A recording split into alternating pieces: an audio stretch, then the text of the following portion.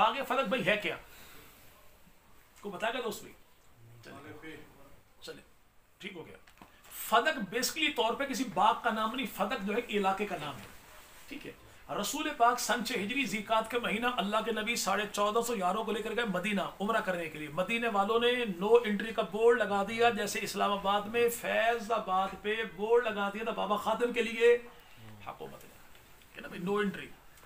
तो हुआ क्या, रसूल पाक वहां से वापस तशरीफ जब लाने लगे तो रस्ते में खैबर का किला आ गया। सन 7 हिजरी मुहर्रम का महीना अल्लाह के नबी ने खैबर को फतह कर लिया, और इसी मौके पे अल्लाह के नबी ने हुई इब्ने अख्तब की बेटी सैयदा सफिया से निकाह भी कर लिया कि अल्लाह के नबी ने मुहर्रम में निकाह किया।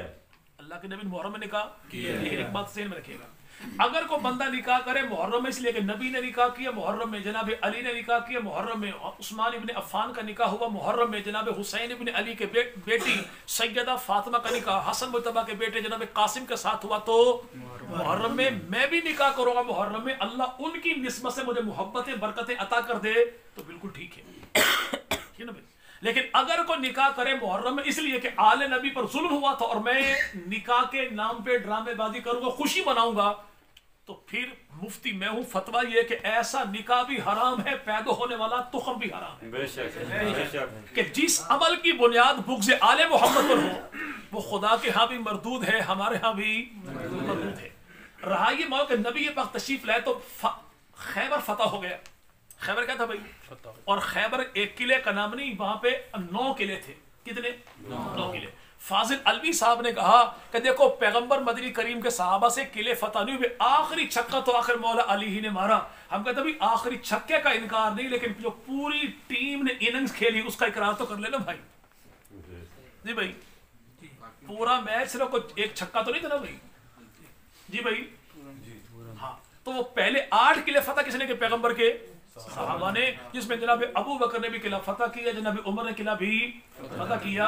अब आते हुए रास्ते में आगे फदक का इलाका आ गया, तो ये लोग भी यहूदी थे, ये चूंकि अपने हेड क्वार्टर पे अपने बड़ों की मार को देख चुके थे, तो रसूल पाक तशरीफ लाए, इन्होंने हाथ जोड़े कि या रसूल हम जंग करना चाहते नहीं हैं, आप हमसे टैक्स ले लीजिए और हमें माफी दे दीजिए। ऐसा माल जो जंग के बाद हासिल होता है उसे माले गनीमत कहते हैं, और ऐसा माल जो जंग के बगैर हासिल होता है उसे माले फै कहते हैं।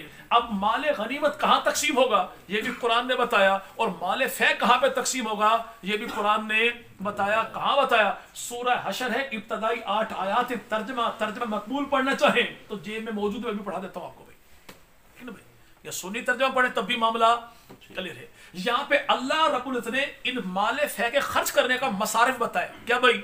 इसमें अल्लाह का हक है, रसूलुल्लाह का हक है, रसूलुल्लाह के अकारिब का हक है, इसमें जो नौ मुस्लिम है उनका भी हक है, मुजाहिदीन का भी हक है, इसमें जो बेवा है उनका भी हक है, मुसाफिरों का भी हक है। तो अल्लाह के कुरान ने तकरीबन कोई 8 किस्म के मसारे बताए कि ये माल खर्च तो आपने करना है, करना कहाँ पर है? 8 जगह पे खर्च करना है। तो ये जो बाग था खजूरों का, इसकी आमदनी जो मिलती थी तो रसूल खुदा मदनी करीम उससे अपना जाती खर्चा रखते, अपनी अज़वाज का खर्चा रखते, अपने अहले बैत का खर्चा रखते, रिश्तेदारों का, गरीब यतीम मोमिनीन का भी खर्चा इसमें से रखते। कुरान कहे कि ये खर्च करने 8 जगह पर, और आज का हमारा मलंग नहीं, ये तो खर्च हो रहा था एक ही जगह पे। तो बात कुरान की माने काफिर की माने भाई? कुरान जी भाई, चले सारी बातें छोड़ दें, वो एक चीज साबित करते। क्या भाई? देखो यहाँ पे लिखा है कि नबी पाक के अकारिब का हक है। किसका भाई? अकरबा जो है उनका हक है। तो अकरबा जमा या वाहिद भाई? जम जी भाई। तो इसमें कितने लोग होंगे कम अज कम? 3 तो पक्के ठक्के हैं ना भाई, ऐसे ना भाई जी। अच्छा, अब अकरबा में क्या सैयदा फातिमा अकेली होगी? जी भाई नहीं। अच्छा नहीं। अच्छा, हो माल 8 का नाम किया जाए एक के, तो मसला बनता ये नहीं है, ठीक है। इसमें जनाब अली भी शामिल है, जनाब हसन भी शामिल है, जनाब हुसैन भी शामिल है, नबी पाक के 11 चचाओं की औलाद भी शामिल है। इसमें नबी पाक की 6 फूफियां, उनमें 3 मुसलमान हुए, उनकी औलाद भी शामिल है। चलो बाकी जो गरीब यतीम मस्कीन बेवाएं मुसाफिर और गुलाम है तो वो भी शामिल हैं। तो अब आप बताएं कि रब कहे कि इन जगह पे खर्च करना है और ये करें नहीं, इनका नहीं, सिर्फ एक ही का हिस्सा है, तो हम नबी को आमिल कुरान मानते हैं, शारे कुरान मानते हैं। नबी अपने अमल से कुरान की तफसीर को बयान करता है। हम ऐसा नहीं कहते कुरान कुछ करता है नबी कुछ करता है, ऐसा नहीं भाई, ऐसा नहीं। अच्छा, दुश्मन ने क्या किया था, माल फै, और अगर माल फै की तफसीर हम पढ़ लें उनके यहाँ भी हमारे यहाँ भी, तो मसला सारा हल हो जाएगा। वो भी मानते हैं कि माले फै है, हम भी मानते हैं माले फै है। माले फै खर्च कहाँ पर होना है वो उनकी तफसीर में भी, हमारी तफसीर में भी मौजूद है।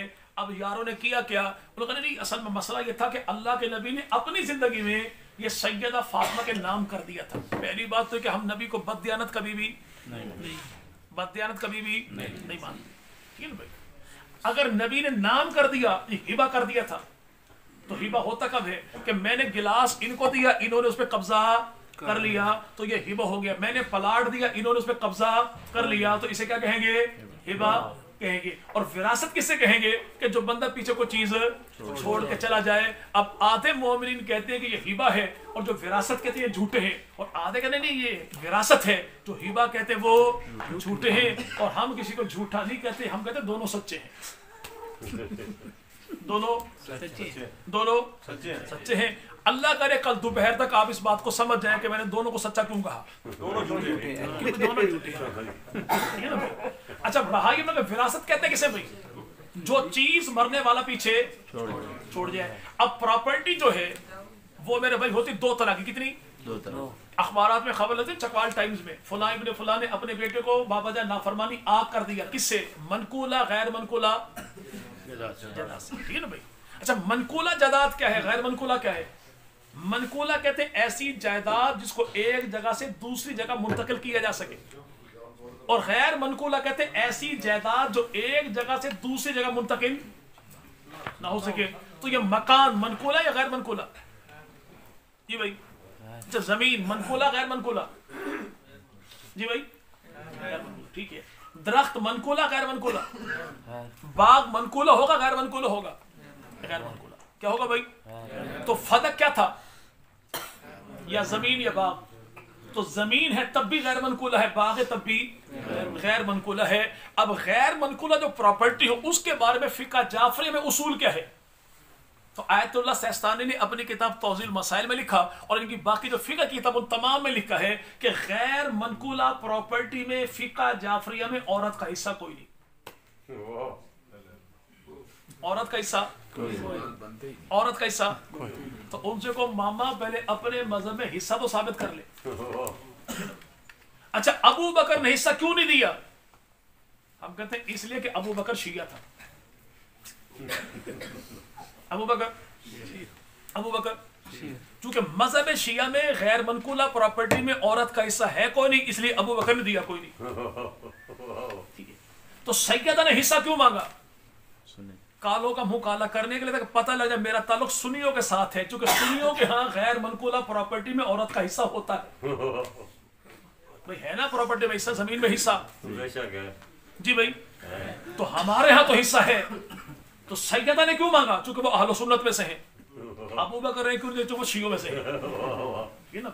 अब ये तुम्हारी मर्जी है कि कहाँ पे इकरार करते हो, कहाँ पे इनकार करते हो। रहा ये मामला जी, देखिए अबू बकर सिद्दीक ने कहा, अच्छा एक मौलवी साहब ने सवाल किया, उस मौलवी साहब के अल्फाज ये थे, बल्ला यकीन करें, उसने कहा जी मैं ज़हनी तौर पे शीश पे एग्री हो चुका था कि अबू बकर ने ज्यादती की है। अच्छा क्या था जी, पैगंबर की बेटी अबू बकर सिद्दीक के दरबार में गई, 3 घंटे खड़ी रही, किसी ने बैठने को कुर्सी तक नहीं दी। अच्छा आज मैं आपसे पूछता हूँ, ये आसिफ अलवी साहब ने भी कहा 3 घंटे खड़ी रही, इनसे पूछो घड़ी वहां पे आसिफ अलवी की अम्मा की थी। घंटा, मिनट, सेकंड, ये तकसीम आज के दौर में हुई कि नबी पाक के दौर में हुई थी, जी भाई।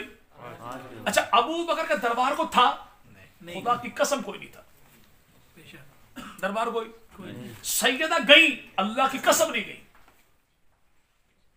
अल्लाह की कसम नहीं गई जी।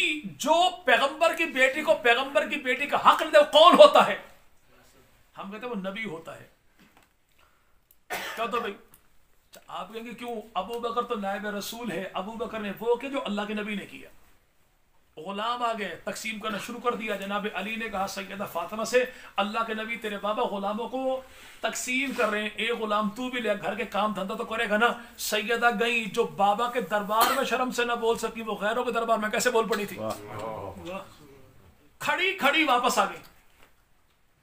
बेटी का अंदाज देखा तो सैयदा आयशा ने कहा कि या रसूलल्लाह, फातिमा आई थी, लगता यह है कि शर्म से बोली नहीं, आप बुला के पूछ लीजिए। तब शर्माते हुए कहा सैयदा फातिमा ने कि बाबा जान, मुझे आपके दामाद अली ने भेजा था, एक गुलाम तू भी ले आ। तो अल्लाह के नबी ने फरमाया गुलाम छोड़, जबकि अली मैदान में लड़े हैं, गुलामों को पकड़ने वाले हैं, दुश्मन को पकड़ने वाले हैं, तो अली का हक तो बनता है। जब सबको दिए तो बेटी को भी, लेकिन हक था, नबी ने नहीं दिया। जब नबी पे एतराज कोई नहीं, तो यहाँ पे नाना अबू बकर सिद्दीक पर भी एतराज कोई बनता कोई नहीं रहा। ये मामला कि जनाब अबू बकर सिद्दीक की दरबार में वो गई थी, तो वल्लाह वो नहीं गई, पैगाम भेजा था। और पैगाम क्या भेजा था? चूंकि जो बाग की आमदनी है ना, ये मेरे बाबा हम पे खर्च करते थे, तो आप ऐसा करें कि ये हमारे हवाले कर दे, हम जाने, हिसाब किताब जाने। तो अबू बकर सिद्दीक ने क्या किया? फरमाया नहीं, ऐसा ही है जैसे मसूद रहमान उस्मानी साहब शहीद हो गए, जमात ने उनको गाड़ी दी हुई थी, आज जमात कहे कि चलो ये गाड़ी इनके बेटे को दे दी जाए, तो अगले साल पुत्र लगने गड्डी वापस ले लो। ऐसा क्या कहेंगे? अब्बा की थी, बाद में हमें मिल गई, तो आगे पोता गाड़ी वापस नहीं करेगा। अबू बकर ने क्या कहा? ये अच्छा देखें अभी आप में पीटीए का कौन कौन है भाई? अब कोई अच्छा, अगर मुझे वोट देना पड़ा मैं इमरान खान को दूंगा, मैं कह रहा हूं आप में कौन कौन इमरान खान का भी पीटीए वाले? चले ठीक है। अच्छा, नून लीग वाले कौन कौन से आप में? चले ठीक हो गया, कोई मसला नहीं है। नून लीग वालों ने कहा खान साहब ने गलती की, क्या घड़ी क्यों ली बैतुल माल से? कहा था ना भाई, घड़ी लेनी चाहिए थी, नहीं क्यों कि बैतुल माल में रखी हुई चीजें हाकिम वक्त की जाती इस्तेमाल के नहीं है, बैतुल माल की अमानत है। तो खान साहब ने क्या कहा कि बीबी मरियम को गाड़ी लेनी चाहिए थी बैतुल माल से, ऐसा ना भाई जी? अच्छा, नून लीग और पीटीआई दोनों अबू बकर सिद्दीक के दिफा में एक हो गए। हम भी तो यही हुजूर कहते ना कि ये फदक का बाग जो था, ये बैतुल माल की प्रॉपर्टी थी, हाकिम वक्त की जाती प्रॉपर्टी नहीं थी। अल्लाह के नबी का इस बाग पे कब्जा था, लेकिन हाकिमाना था, मालकाना नहीं था। चूंकि रसूल खुदा हेड ऑफ स्टेट थे भाई, है ना भाई? अगर आज कश्मीर फतह हो जाए तो वो यहाँ पे जनरल हाफिज मुनीर साहब की प्रॉपर्टी नहीं होगी, बल्कि स्टेट की प्रॉपर्टी होगी, है ना भाई? तो यहाँ पे जो कहते आमदनी जो थी वो आप खर्च, हाँ, आप यूं करें कि ये विफा, ये जो है अपना औकाफ का है, आप ये हमारे हवाले कर दीजिए। तो अबू बकर सिद्दीक ने कहा नहीं कि अल्लाह के नबी ने आमदनी खर्च की थी, किसी और के हवाले से नहीं किया था। तो फारूक आजम ने अपने दौर में क्या किया? हजरत अब्बास और हजरत अली दोनों को इस बाग का निगरान बना दिया। जो भाई ने कहा ना कि ये अपना दौर खिलाफत रखने में क्या हुआ था, हजरत अबू बकर के दौर में क्या था? अकेला एक शख्स था। फारूक आजम के दौर में क्या हुआ? दो अफराद को निगरान बना दिए। और फारूक आजम ही के दौर में क्या हुआ? चच्चा भतीजा दोनों लड़ पड़े। वो कहते हैं हक मेरा है, अली कहते हैं हक मेरा है। तो फिर सलाम कीजिए बूढ़े बाबा अबू बकर सिद्दीक को, जो आने वाले वक्त के खतरे को वक्त से पहले भांप गए थे। अगर ये आज नाम कर दिया जाता तो मामला, अबू बकर ने कहा क्या? बुखारी शरीफ में अल्फाज मौजूद हैं, और दुश्मन की किताब जलाल अय्यून में मुल्ला बाकर मदद से लिखा कि अबू बकर चल कर आए किसके दरवाजे पर? सैयदा फातिमा। कहा क्या कि ए फातिमा, मेरे दिल में अल्लाह के नबी की जात के बाद सबसे ज्यादा जिसकी इज्जत है वो तू है। क्यों? कि नबी की नस्ल कयामत तक रहेगी तो तेरे नाम से रहेगी। ये साथ लिखा किताब, शिया किताब में भी है। अगर आप चाहती है कि मैं ये बाग आपके नाम कर दूं, तो क्या मेरे जितने बागात हैं, जितने खेतों खलियान हैं, मेरा जो सामान तिजारत है, जो नकदी है, जो दिरहम और दिनार में, सब कुछ आपके नाम करता हूं। और जलाल अय्यून में मुल्ला बाकर ने लिखा क्या कि ए फातिमा, मैं मुख्तार नामा लिख के देता हूं, आपको माल मेरा हो, खर्च करने के लिए मर्जी आपकी हो। मर्जी किसकी हो? और साथ आगे क्या लिखा? ये बुखारी शरीफ में भी है कि माल मेरा और खर्च करे मेरी बेटी आयशा, वल्लाह मुझे खुशी नहीं होगी, लेकिन माल मेरा खर्च करे पैगंबर की बेटी फातिमा, मुझे बहुत ज्यादा खुशी होगी, बहुत ज्यादा। एक बंदा कहे मौलवी साहब आप यूं करें, ये गिलास मुझे दे, ये गिलास मुझे, मैं उसे कहूँ देख मसला ये है कि चूंकि गिलास मेरा नहीं है लेकिन मोबाइल मेरा है, भाई मैं मोबाइल देता हूं, आप गिलास को रहने दीजिए। तो आप यही कहेंगे ना बहुत जालिम आदमी था यार ये। जी भाई नहीं, भाई चूंकि ये मेरा है ही नहीं, मैं इसे देने का मजाज हो ही नहीं। हाँ ये मेरा है, मैं ये आपको देने को तैयार हूं। अबू बकर सिद्दीक का अंदाज तो देखिए, का जिंदगी भर की सारी कमाई आपके नाम करता हूं, लिख कर देता हूं अथॉरिटी लेटर, ये मुख्तारनामा लिखा है जलालुद्दीन किताब में, सब कुछ आपको देता हूं। और उस अबू बकर का माल थोड़ा नहीं था, जिसने पहली मुलाकात में सिर्फ 40,000 एक झुंगा कड़िया ना माल चो, और वो 40,000 उस दौर के, आज के दौर के बनते हैं 1,74,44,000 रुपए, क्योंकि उस दौर का एक दिरहम आज के दौर में बनता है 686 रुपए का जाके, ठीक है ना भाई। जिसका थोड़ा सा दिया हुआ माल 2.25 करोड़ का हो, उसका टोटल असासा होगा कितने का? वो कहता बाग नहीं दूंगा, क्यों? क्योंकि तेरे बाबा मोहम्मद अरबी ने भी ऐसा ही किया था, मैं भी ऐसा ही करूंगा, मैं भी ऐसा ही करूंगा। तो यहाँ पे अबू बकर ने जुल्म कोई नहीं किया। रहा ये मामला जी नबी पाक की बेटी सैयदा फातिमा ने बतौर गवाह पेश किया किसे? हजरत हुसैन इब्न अली को। तो जनाब अबू बकर ने उनकी गवाही को कबूल नहीं किया, बड़ा जुल्म किया। अच्छा ये अबू बकर ने किया तो बड़ा जुल्म किया, लेकिन जनाब अली के दौर में जनाब अली की अपनी ज़रा गुम हो गई, और जनाब अली ने अपने दौरे हुकूमत में जिसको चीफ जस्टिस बनाया था उसका नाम था काजी शुरी। अब यहाँ पे काजी शुरी की अदालत में ये केस आ गया कि जनाब अली ने यहूदी के पास ज़रा देखी और लेकर यहूदी को पकड़ा, लेकर चले गया काजी के पास का ज़रा मेरी है इसके पास। और ऐसे यहूदी जो हमारी बस्तियों में रहते हैं ना भाई, बड़े लानती होते हैं, ज़रा छुपा भी लेते हैं, देते भी कोई नहीं। आज भी ऐसा है, आज भी ज़रा थी किसकी, छुपाई किसने? केस कहां पे आ गया? अली का कानून एहतराम दे के 44 लाख मुरब्बा मील का हाकिम है मुल्क पाकिस्तान, 3.25 लाख मुरब्बा मील। पाकिस्तान जैसे 17 मुल्कों का हाकिम कौन? जनाब अली। कहा क्या? काजी साहब कानून के दरवाजे को खटखटाया है, आप मुझे लेके दीजिए, आप मुझे लेके आप मुझे लेके जो अली ज़रा के लिए अदालत में आ गया था, अगर पैगंबर की बेटी का बाल किसी ने खाया होता अली तब भी अदालत में आ जाता। सुभान अल्लाह। जो ज़रा के लिए आया वो पैगंबर की बेटी के हक के लिए भी आ जाता ना भाई। कल लेके दीजिए। काजी ने कहा अली के दौरे हुकूमत के, अली के बनाए हुए चीफ जस्टिस ने कहा को गवाह पेश कीजिए। जनाब अली ने कहा कि मेरा बेटा हसन मौजूद है। कहा कि नहीं, बेटे की गवाही बाप के हक में कबूल कोई नहीं। का मेरा गुलाम कंबर मौजूद है। का गुलाम की गवाही आका के हक में कबूल कोई नहीं। का और गवाह लाइए।